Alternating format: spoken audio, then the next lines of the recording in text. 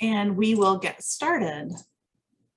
So I just would like to say aloha and thank you for joining us this evening to meet some of OISC committee members. Tonight we're going to hear from OISC Manager Nate Doobie, and then you'll get to know some of our committee members and get a sense of how we all work together to tackle some of our pressing invasive species issues on Oahu. We do have a limited amount of time tonight, but please feel free to put any questions that you may have in the chat. We're going to have someone monitoring the chat and answering the questions as they come in. But if you would like to have follow-up, please include your email and with your question, and we will get back to you with those answers. So with that, I will turn it over to OISC Manager Nate Doobie, and he's going to give some background about OISC Steering Committee and also go ahead and introduce the members to you. So go ahead, Nate. Mahalo nui for the introduction, Erin. Aloha mai kako, and thank you for joining us virtually on this rainy evening. My name is Nate Doobie, and I've been the manager for the Oahu Invasive Species Committee, or OISC, since November of 2019. And I'd like to extend a warm and dry welcome to all of the esteemed OISC Steering Committee members here with us tonight. I'll begin with a brief synopsis about OISC and the function of the OISC Steering Committee before turning it over to our guests for introductions.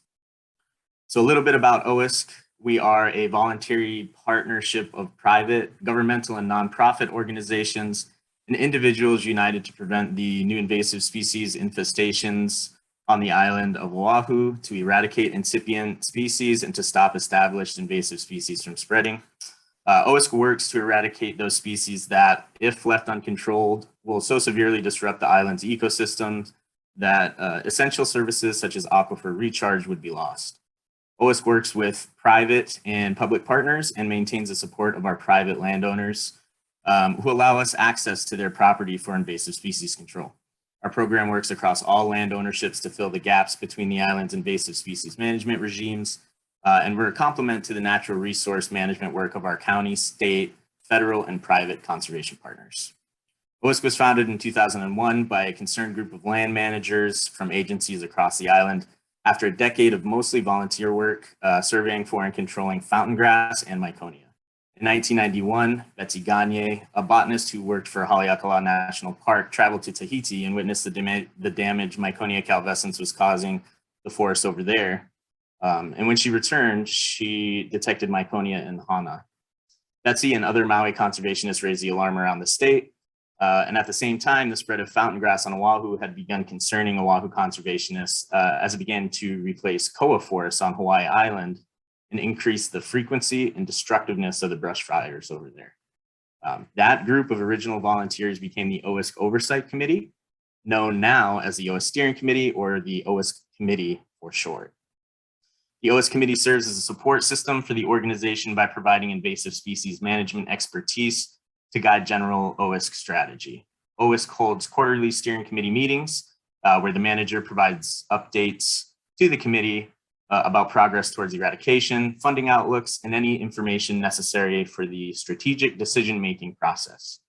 The committee assists the manager in determining which species should become targets and how to fund control and eradication efforts for those species.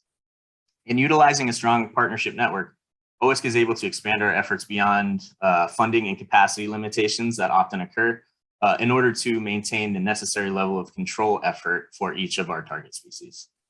And so with that brief introduction, we'll now introduce some of the hardworking OISC Steering Committee members here with us this evening. I will call on each member, and if you could provide a brief introduction for yourself and your organization, how invasive species management fits into your organization's mission, and how long you've been involved with the OISC Steering Committee. So why don't we start with Jane? Hi, thanks, Nate. My name is Jane Beachy. I'm the Natural Resource Conservation Manager at the Army's Natural Resource Program on Oahu, which is a cooperative agreement between the U.S. Army Garrison Hawaii and the Office of the Vice President of Research and Innovation at UH. So that's quite a mouthful.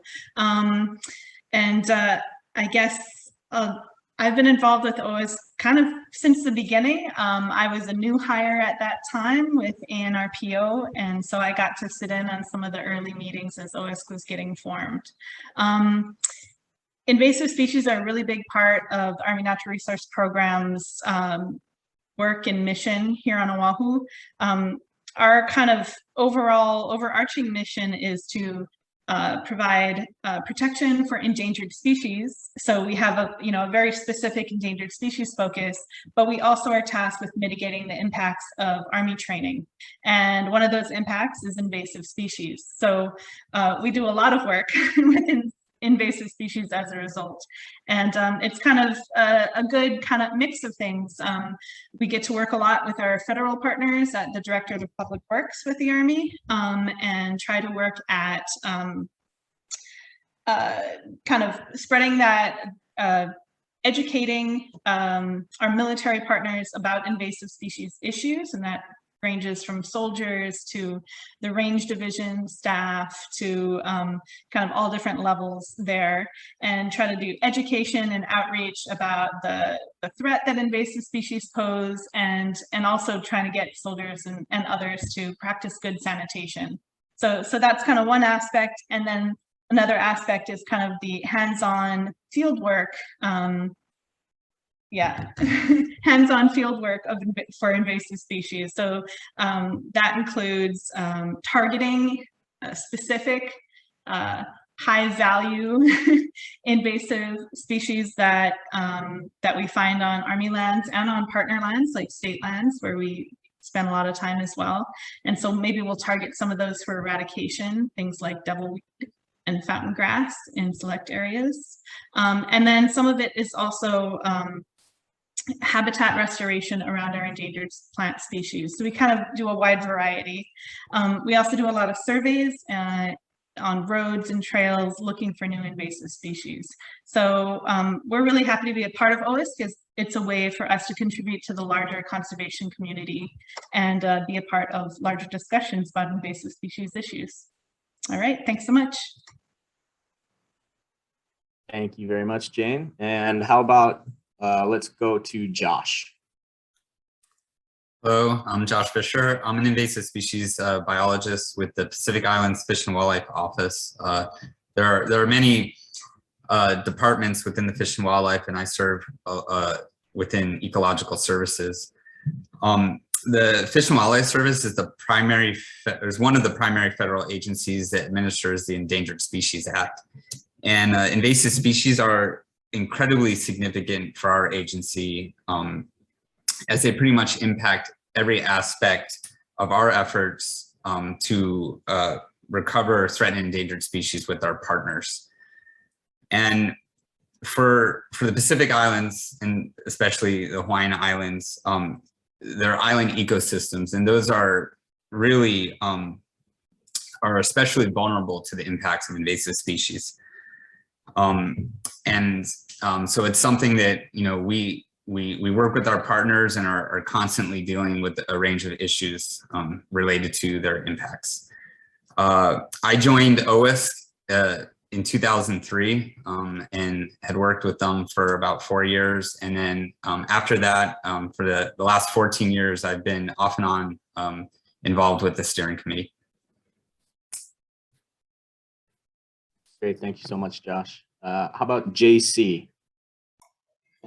Thanks, Nate, and aloha, everybody. I'm JC Watson. I'm the manager of the Ko'ola Mountains Watershed Partnership, essentially another landowner collaboration, but this one kind of spanning 110,000 acres of core watershed areas in the Ko'olau. Yeah, invasive species are also a big part of our work. Essentially they're one of the greatest threats to our watersheds, and basically threaten, ecosystem shift into a system that's not as efficient and effective at capturing and storing rainwater, which we all need for our everyday lives, as that is pretty much the primary source of fresh water for our islands. Yeah, I've been involved with the OISC steering committee since 2015. Thanks, JC. Let's turn it over to Yumi. Aloha, my name is Yumi Miyata, and I'm the coordinator for the Waianae Mountains Watershed Partnership. Invasive species is at the core of all of our management, whether it's mitigating wildfire threat an invasive species in that manner or prepping for restoration sites. It's a part of everything that we do and all of the projects and funding that we receive. And we've been a part of the steering committee since 2009. Yumi. Let's turn it over to Katie. Aloha kako everyone, Katie Roth. I'm a watershed planner with the Division of Forestry and Wildlife at the Department of Land and Natural Resources. So we're a state agency. My role within DOFA is to help coordinate statewide protection efforts for our native forests, working very closely with watershed partnerships. You've already heard from 2 of them today, but there's 10 statewide. So I work very closely with them, as well as other private landowners and public landowning partners. That also includes some of the ISCs, as well as OISC, to help collaborate across landowner boundaries to address not only invasive species issues, but a variety of other threats to our watershed forests. How are invasive species part of my organization? As everyone has already mentioned, they're a huge part of what we do at the state at DOFA. Our mission is to protect our native ecosystems. That's part of our mission. So invasive species are a huge threat to our ability to execute that mission and a threat to our watershed forests, our ability to recharge and capture water, water quality. It kind of intersects everything. So needless to say, they're a big part of the work that we do. I'm somewhat new to the OISC steering committee, although I've been with the state for 10 years. I'm only the last few years that I've been active on the steering committee. Thank you. Mahalo nui. And then we'll turn it over to Layla. Aloha, everybody. My name is Layla Kaufman. I am a program coordinator with the Hawaii Invasive Species Council. The program I coordinate is called Mamamoo Poi. HISC was established in 2000. HISC is the Hawaii Invasive Species Council, so it was established in 2003 by a state legislature, and it's a coordinating agency that help bridge gaps between state agencies. The gaps that the HISC bridges is basically in invasive species management statewide, and the HISC also disperses funds to enhance invasive species prevention, control, outreach, and research. I have been part of the steering committee probably for 4 years now.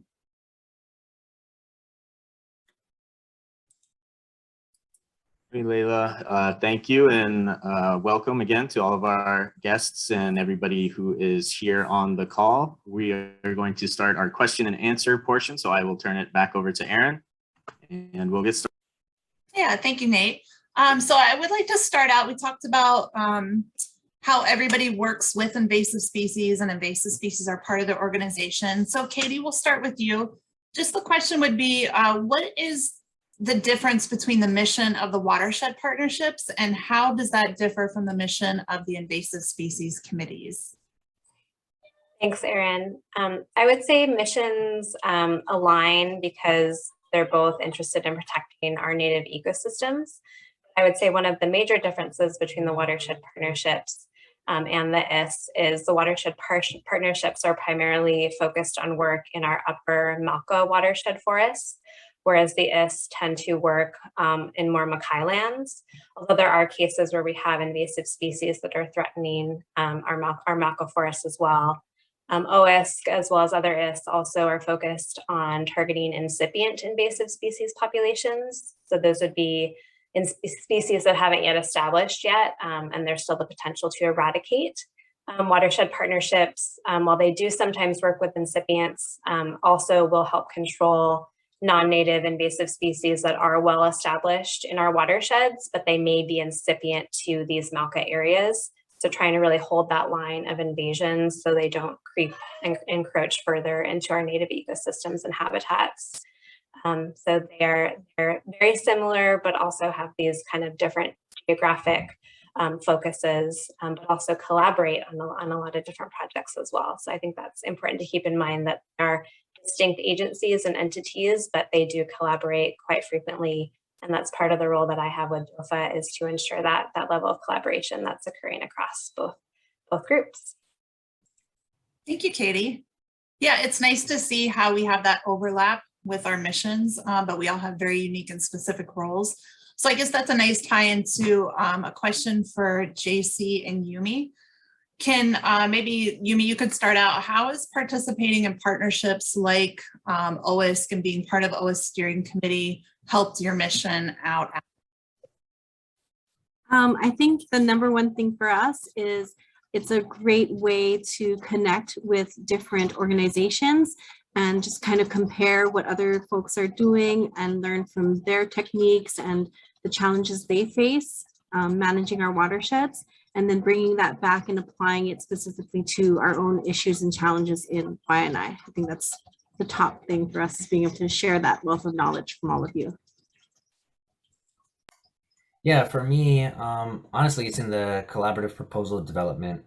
You know, the ability to, you know, like Yumi said, to learn from another entity and engage with them is incredibly valuable. But also when it comes down to getting the work done, having another organization with a similar but, you know, different set of expertise and capabilities and certifications and etc., you know, allows us to, you know, really build off of each other's work and create these proposals that dovetail into each other, which ultimately hopefully make them more competitive when we approach funders. Thank you, Yumi and JC. So I guess when we're talking about collaborative efforts and what we learn, I'd like to ask Jane, since she's been with the steering committee for so long. I know she's got at least one example, but Jane, can you provide an example of a situation where the committee has provided guidance or resource, sort of a scenario, a problem that we had to rely on each other to help solve?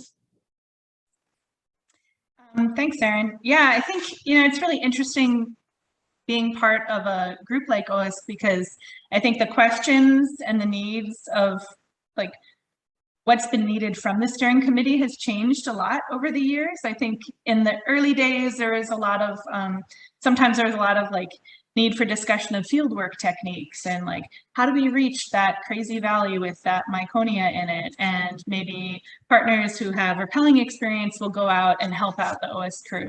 But I think like, as OISC has matured and kind of built so much experience within its own ranks, kind of the role of the steering committee has changed. I think one of the biggest things that the steering committee does is help OISC with, or has done in the past at least, has helped OISC with its target species list, because there's just so many different invasive incipient species and no one has time to address them all, and OISC is on the front lines of that. And so I think especially a lot in the early days of OISC when it was first founded, there was a lot of time spent kind of really paring down the list of what to target.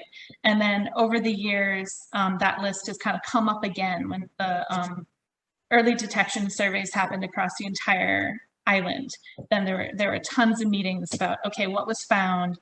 How do we prioritize all of these things? How do we figure out what's going to be a low-hanging fruit that can actually be eradicated pretty quickly? And what things are going to pose the greatest threat? So I think the steering committee has really done a lot with that. And we've had to make some hard decisions, or supported OISC in making hard decisions as well. Like at one point, OISC was targeting bush beardgrass, which I believe that scientific name is Andropogon glomeratus variety pumila.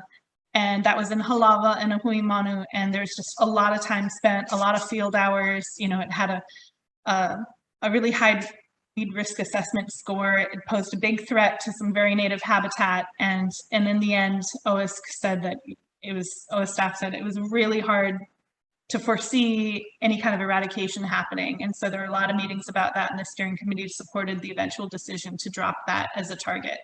So I think we're there for like the tough times and when tough decisions need to be made. So I think that kind of honing in on that that species list and providing support on that is one thing the steering committee has done, and hopefully will continue to do in future. Thank you, Jane. Nate, I know that you're somewhat new in the role of manager. You started right before the pandemic hit. But as a new manager, do you want to speak to any of some of the benefits and challenges that the steering committee may have helped you with? This was a really difficult past couple of years. Yeah, definitely. I think the biggest thing that the committee has helped me with in getting used to my role as manager during a particularly difficult time period at OISC was help with funding. We faced some difficult decisions from some of our funders where, potentially we were going to lose out on some funding to keep the important work that we were doing going. And I reached out to the committee for help, and we formulated a plan to approach some of our funders and explain exactly how important what we are doing is and how important that funding is to what we're doing. Identifying new potential funders, and like JC was speaking to, collaborating for certain proposals to try and get the maximum level of effort we could in maintaining watershed health. So that was probably the biggest, but as the folks here know, and some of the other folks on the committee that aren't with us tonight, I reach out frequently, sometimes to ask questions, sometimes to get guidance on strategy. Some things, there are some mechanisms that I'm not familiar with or wasn't familiar with in the early days of my role as manager, and they've been crucial in helping me and helping OISC continue our important work, despite all the obstacles that were presented from COVID. So I would say that they've been just an incredible help, and I'm grateful for all of them, the ones here and the ones who will be at the committee meeting tomorrow afternoon. Thanks, Nate. So I have a question for Layla. So your program, Mamamoo Poi, is an important work in early detection for new pests in the state. Can you talk a little bit about what role and how important partnerships, like being part of the steering committee and partnerships with OISC and other organizations, are to your program? Sure. So for the people that might not know much about the program I coordinate, it's called Mamamoo Poi, and it's Port of Entry Biosecurity Program that currently operates at airports. And partnerships is crucial for this program. So this program basically helps fill gaps in invasive species monitoring at airports. Basically we rely on our partners such as OISC or the different invasive species committees or the Hawaiian lab to conduct the monitoring at these different sites. And with OISC, basically the airport here on Oahu is one of the main ports of entry statewide. So OISC has been really crucial in helping us with the monitoring of the coconut rhinoceros beetle, with the monitoring of Africanized honeybees. And what I think has made this program successful is that this program is really very cost effective, and we can make the program cost effective because of this partnership. Because if we had to pay for the work that these partners, the different groups do, this project will end up being much more expensive. Basically, we are able to tap into the already existing resources that we have in the different invasive species committees, such as OISC, to be able to fulfill that role. So yeah, so these partnerships have been really important to us, and we are getting at the end of the funding period for this program, but we are currently looking for different sources of funds. So we are hoping that we can continue funding this program and that we can continue counting with the different groups such as OISC for this, and hopefully expand to seaports at some point. Thank you, Layla. Yeah, I think we'd all like to see an expansion of early detection across the state, not just Oahu. So thank you. And then I'd like to go to Josh. So we've heard a lot from state agencies, but can you speak a little bit to how these partnerships and different organizations coming together and being part of the committee help support federal programs? Sure. I guess from the Fish and Wildlife perspective, I mean, we're one of the primary agencies that administers the Endangered Species Act.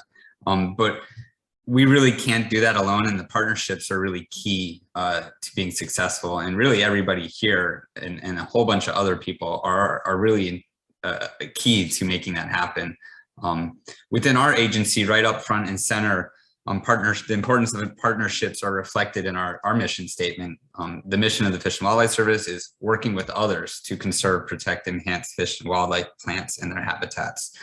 So it's right up there in the beginning. In Hawaii, the vast majority of lands are not federal, but they're state or private lands, and threatened and endangered species are occurring throughout them. And so it's really imperative that we work with others to protect these species. There's a lot of work to be done, and not one entity can do it alone. Like how OISC is focused on the incipient invasive species, there are other groups like the watershed partnerships, like Oahu Army Natural Resource Program, that are managing protected species as well as applying constant control for established pests that are on the landscape. Partnerships with state organizations and NGOs are critical because they are the boots on the ground. They are the ones out there doing all the work, all the conservation work. And so that's really where the rubber hits the road. Partnerships are extremely important to leverage our collective knowledge about species and management with our state NGO partners. Without them, we would not be successful in these endeavors.